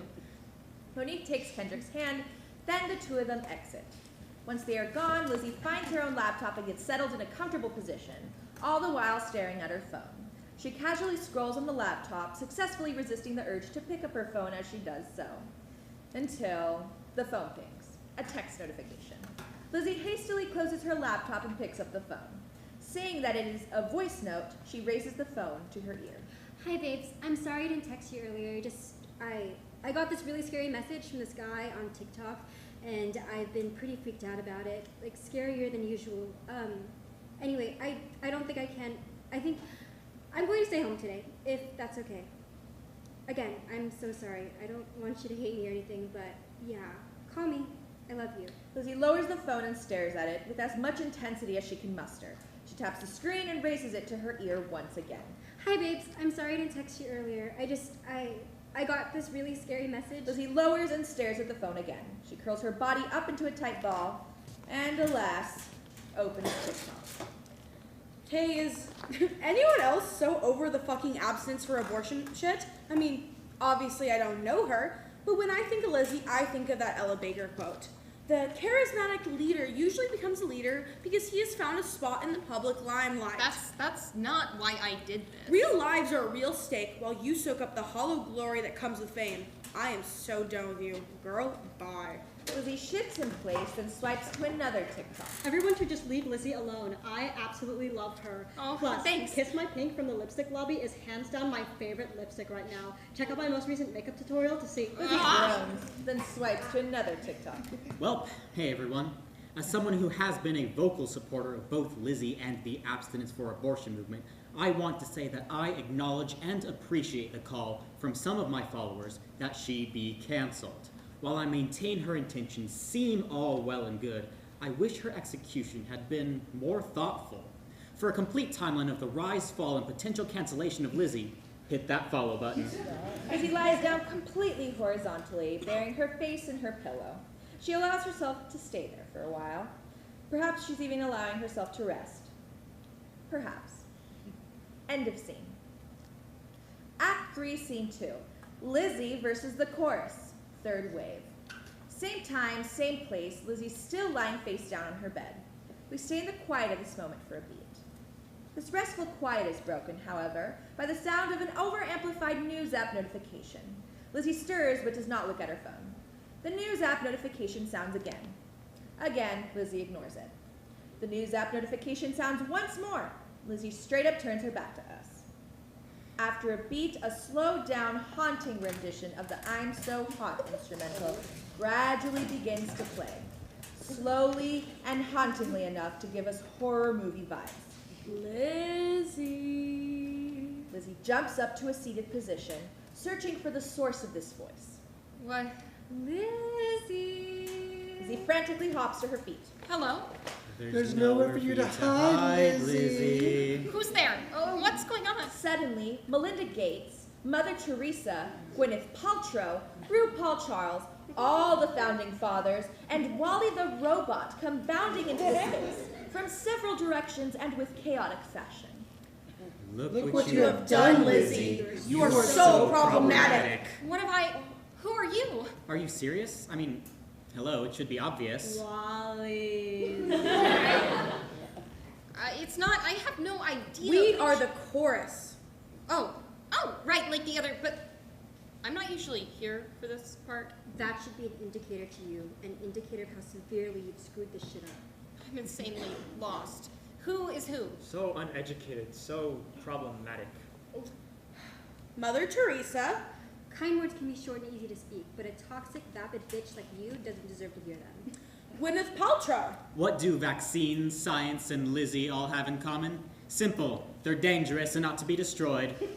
RuPaul Charles. Oh, you're in an house, girlfriend. You better frack, honey. All the founding fathers. We hold these truths to be self-evident. That the Constitution is perfect and you should stop trying to fuck it up with your bullshit. Wally the robot. Wally. Problematic. And I am Melinda Gates. I noticed you have a MacBook Pro. What? None of this makes sense in this context. Who is Nasty Chorus and who's the... Wow, so we can only identify with one chorus at a time?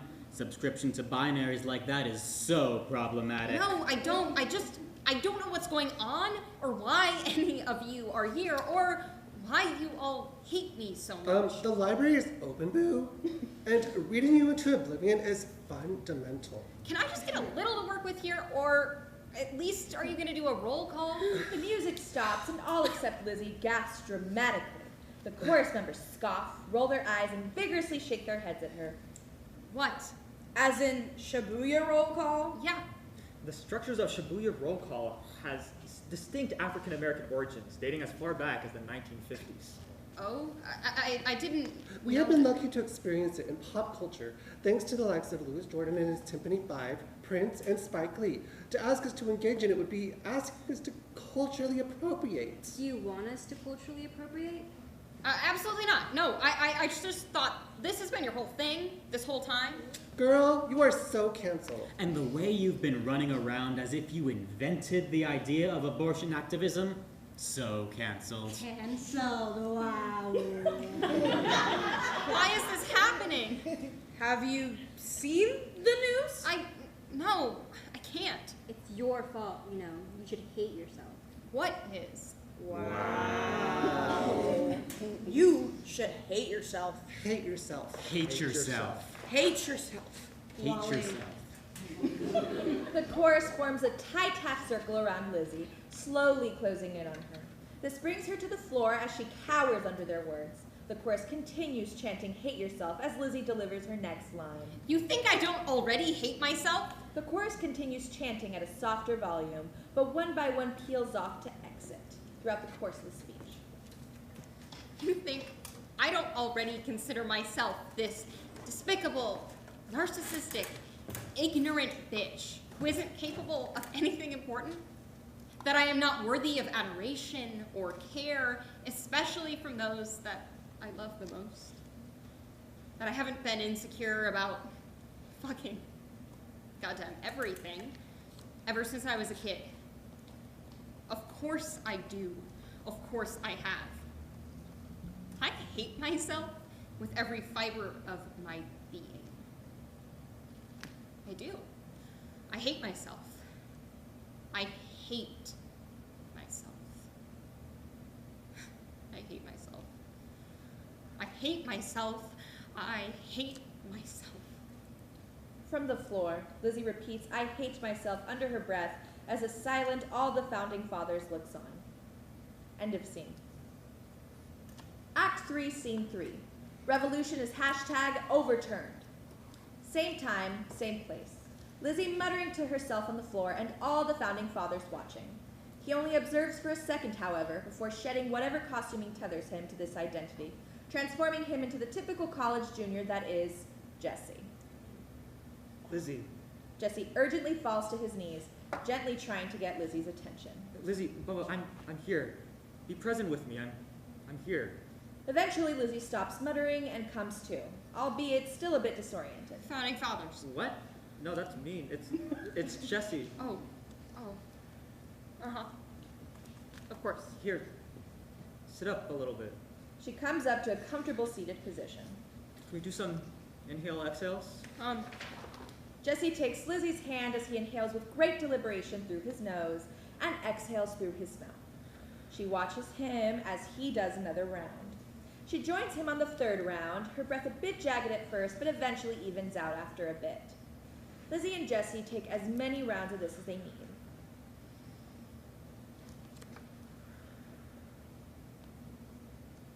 Thank you. Hi. Hi. You scared us a bit there when you didn't show up at Monique and Kendrick's the other day. I'm sorry. I should have come sooner, but I couldn't get off work until late, and then Carolyn thought you might have been at the library in the train. Sorry. Why are you sorry? You have nothing to be sorry about. I shouldn't have scared you like that. No, that's not the point here. You did nothing wrong. Lizzie, you did nothing wrong. Lizzie absorbs this for a moment, then folds her body into Jesse's. He wraps his arms around her, delicately running his fingers up and down her arm. That's not true. Bubba. Have you seen the news? Yeah. I haven't. I mean, I know it's not... I can't bring myself to look. Did anything about the opinion change? Did we accomplish anything? I think those are two different questions. Okay, then one at a time is fine. It's nearly verbatim. Practically word for word from the leaked draft. So no. Lizzie untangles herself from Jesse's embrace and rises to her feet. I didn't accomplish a goddamn motherfucking thing. You don't know that. Lizzie takes a few aimless steps around the space before it completely hits her. She mourns. Maybe that means she screams. Maybe that means she cries. Maybe that means she simply looks to us as if to apologize. Maybe it's all of the above, or something else altogether. Finally, Lizzie brings herself to look at Jesse once more. I failed. I'm a dumb bitch who failed. I failed to the point where it should be a criminal offense. Hey, it's not that... Jesse comes to his feet as well. Okay, but I failed. I haven't seen you in ages. It's okay, I understand. I've been horrible to all of my friends and my family, shutting down on some, being a raging bitch to others, the ones who helped me bring this movement to life. I'm probably gonna fail special topics, and let's be honest, pretty much all of my classes from this semester. I'm not even sure that I still have my summer internship because I've been ignoring all the urgent onboarding shit that they've been sending me. Absolutely all of your friends and family understand. You can talk to your professors, and you still have time to do the onboarding. Bella, we're spiraling. Inhale. Exhale. I'm not wrong, though. I destroyed everything in my life for nothing. I give up. I have single-handedly made millions of people's lives significantly worse. I deserve the worst life of all, and it seems that I've done a great job in making that happen. Okay. Do you want me to continue listening, validate, or tough love? I don't care, whatever. No. Answer, please. Tough love, I guess. Sure? Yes. Tough love, yes. All right. I love you. Lizzie, who the hell do you think you are? What? You single-handedly affected millions of people's lives? You all by yourself have the knowledge, drive, and ability to influence the Supreme Court? Newsflash, you don't. I'm not saying I know nearly enough about anything that is going on here, but Monique certainly taught me enough to know that access to safe, legal, reproductive health care has been way too far, too inconvenient, and too expensive for most people way before the leak draft. Yesterday's attack on that access isn't more tragic just because you started paying attention. Oh my god. Too much? I don't want to, like, mansplain. No, keep going. Okay, so it doesn't need the two of us abstaining from sex for 5 weeks, or you posting co-sponsored dance routines, or freaking Nancy Pelosi solemnly reading poetry. It doesn't need aesthetic, trendy solidarity. It needs action. Who are you to believe that you're an exception to this? I don't know, really. At first, it felt like I was onto something, like I was good at this, but it just got so complicated. So you're, to quote you, giving up, when there's still so much work to do? Abstinence for abortion ended up being a super duper disaster. Screw abstinence for abortion. But I'm problematic, I think. And so am I. I'm sure so is everyone. I'm not good enough, though, for my effort to be meaningful. Who are you to say that? This isn't about you, is it?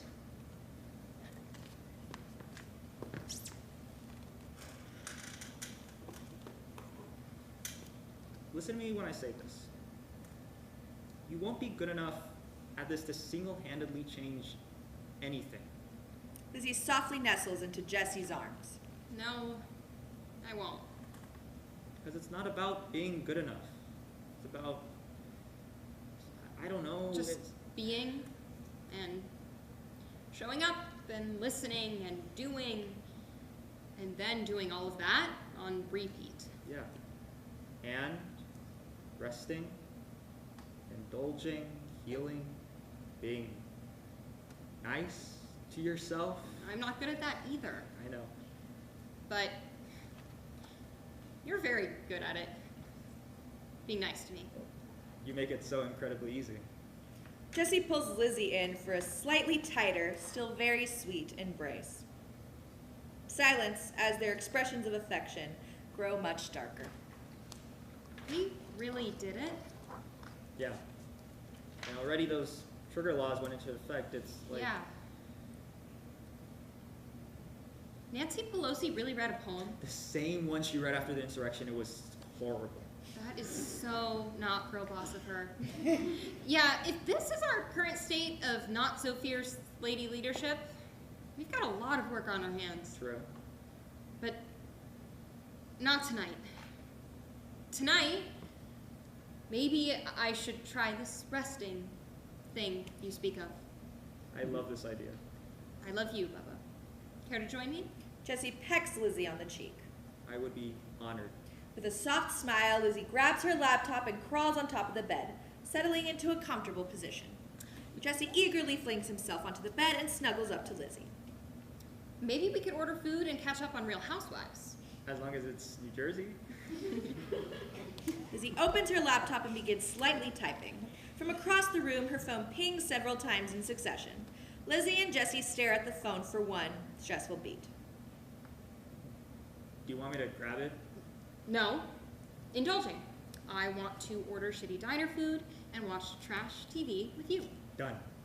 And then, also indulging, if you're up for it, I want you to fuck my brains out. Oh? I've tortured myself long enough, which turns out does nothing but make for some pretty terrible activism. Again, only if you're up for it. I am so, for sure, happily, above and beyond, amazingly in my mind, body, and soul, up for it. Yeah? Oh yeah. Well, after shitty diner food and trash TV, of course. Lizzie turns to look at us for a moment, smiling oh so mischievously, then turns right back to Jessie. Well, come to think of it, Lizzie closes her laptop. Blackout, end of play.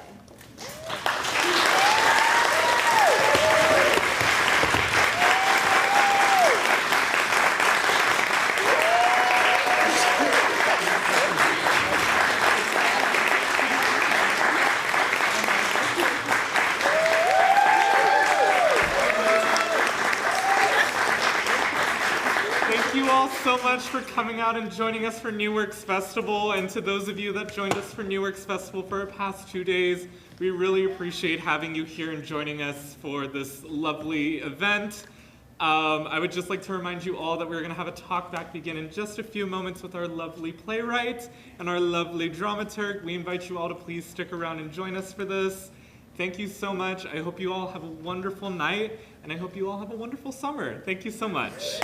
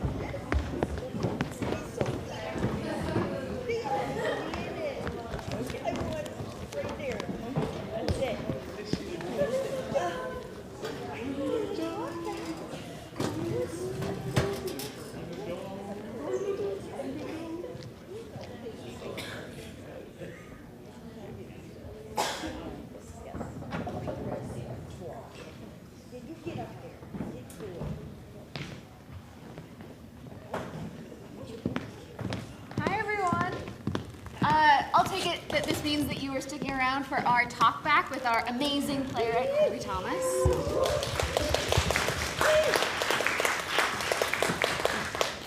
It's been a fantastic showing from the AKA, which is AKA the second year Playwrights, and this great new edition of the New Works Festival. In order to save everyone from clamoring to ask Carly the same questions and get to know what our playwrights have been doing, we thought we would have this talk back just to give her the chance to talk, just in case we wanted to hear even more than this show was able to give us. So thank you for sticking around after your own show. Thank you. Thank you. Yeah. I would love to hear about where the show started and also what the difference has been working in a workshop on scripts versus the New Works Festival process that you've been doing this quarter. Yeah, so I've had the idea for this since I was an undergrad in Michigan a million thousand years ago. By that I mean 6 years ago. I was one of those theater students who read LYSISTRATA in a theater history class, and I was struck by how fiercely my professor was advocating for its worthiness to potentially be our favorite play. I'm like, this is a little too far.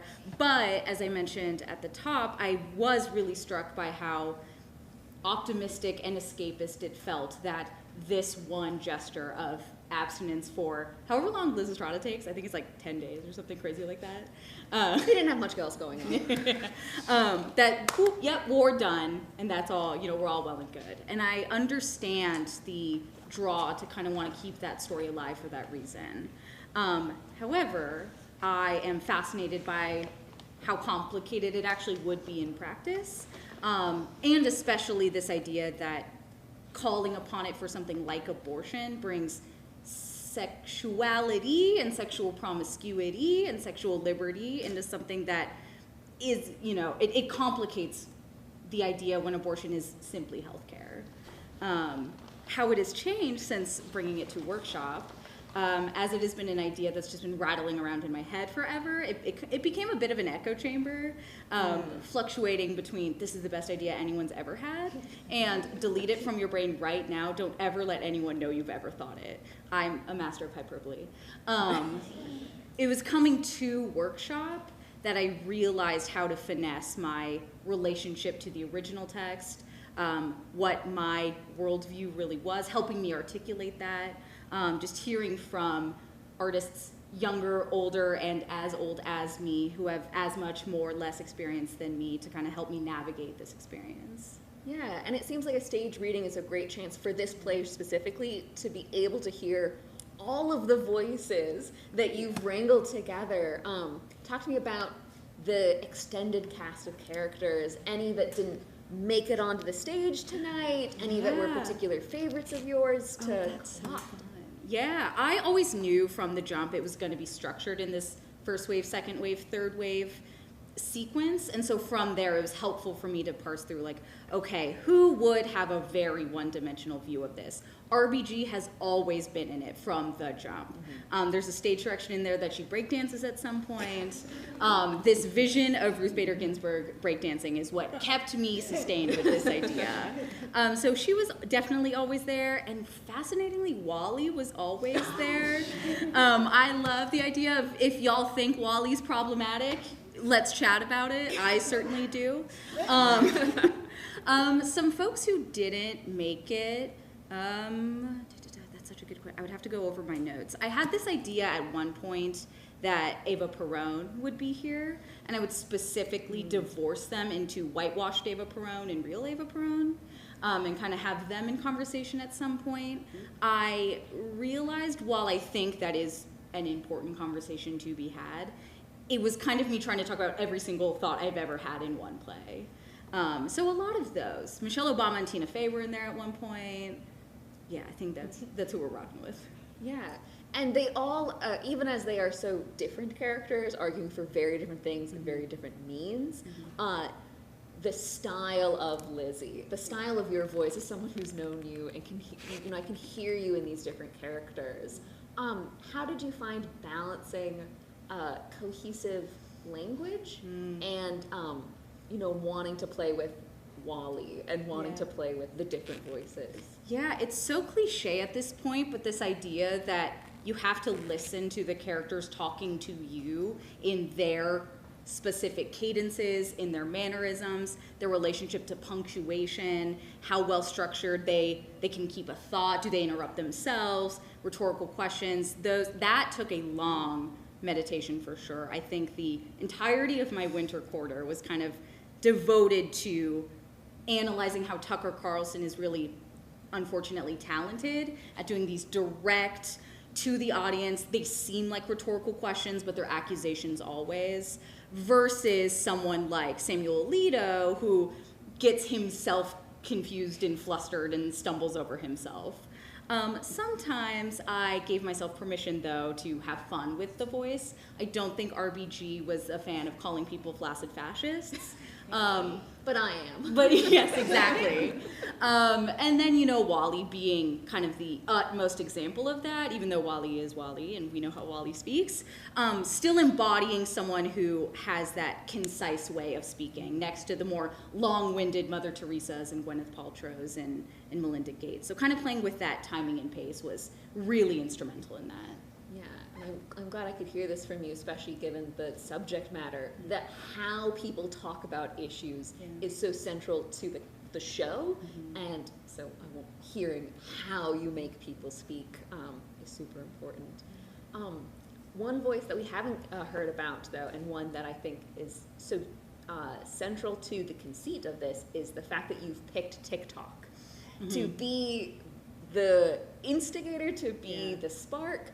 why, of all the things that are happening right now, was TikTok the thing that you chose to push this story forward? Yeah, TikTok was a fun convention for me to play with for sure. 6 years ago, TikTok didn't exist. So in my outline, it was Instagram, it was Twitter, it was social media. And then re-reviewing my notes, I was like, I'm gonna sound like a dinosaur if I have 21-year-old Lizzie posting on Instagram or, you know, God forbid, Facebook. So really it was more of my doing my best to pay attention to what someone Lizzie's age would engage with most successfully, most directly. But I think as someone who kind of hates social media, I've observed and appreciated that TikTok seems the most volatile isn't quite the right word, but it seems like it is the social media that gets the most in your space, so to say.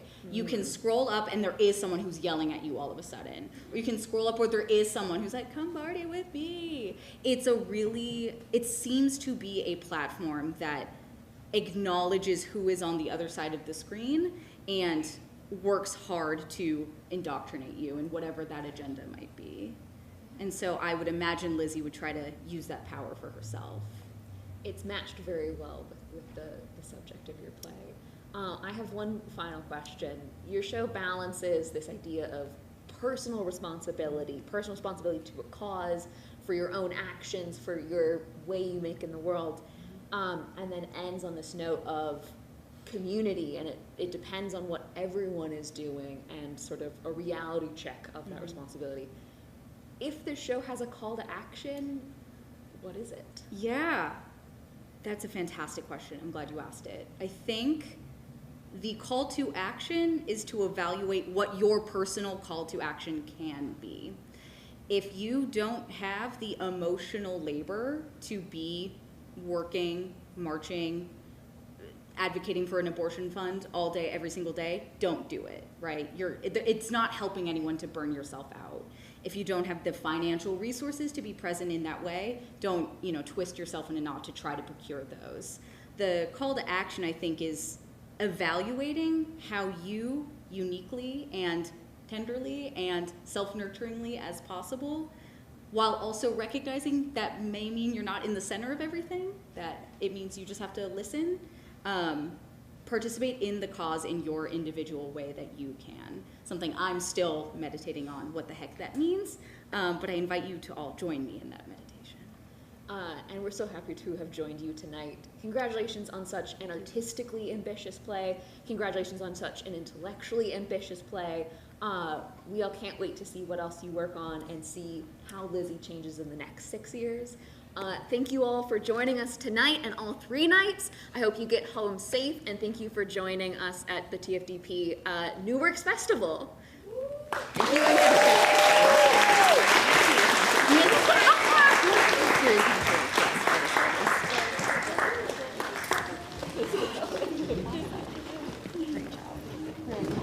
So happy to see the third act. I'm so happy you saw the third act. I'm very grateful for how you helped shape it. Yes! Yes, good call. Is everyone still here? Yeah. 1,